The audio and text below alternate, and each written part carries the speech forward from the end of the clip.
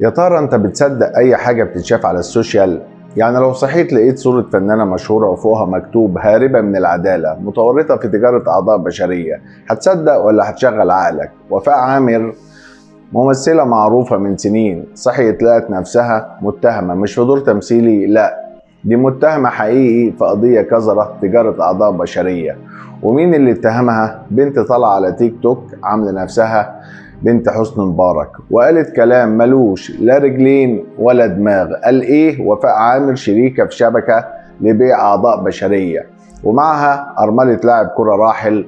طيب وبعدين؟ الناس شافت الفيديو وبلغت. لا، ما بلغتش الشرطة، بلغت التيك توك بلايك وكومنت وشير. هنا بقى المشكلة، ان الناس بقوا يحكموا بالفيديو مش بالعقل. بقينا نصدق اي حد لمجرد انه بيصيح في الكاميرا. لكن وفاء عامر ما سكتتش، قدمت بلاغ رسمي في النيابة وقالت اللي اتقال ده سب وقصف وتشويه سمعة وانا مش هسكت.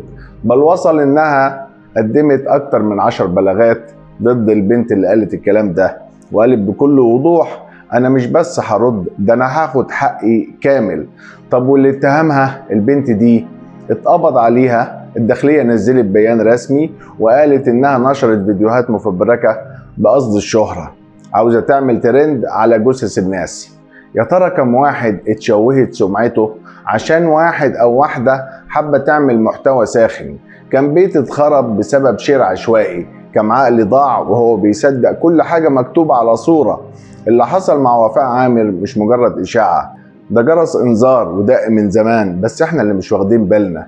لو فضلنا نصدق كل اللي بيتقال هنلاقي نفسنا بنتكلم عن ناس مظلومة واحنا بنضحك بنشير وندعي اننا مفكرين. خلي بالك، اللي بيتهم حد ظلم هيجي عليه يوم يتشال هو كمان في فيديو ويتحاكم في لايكات.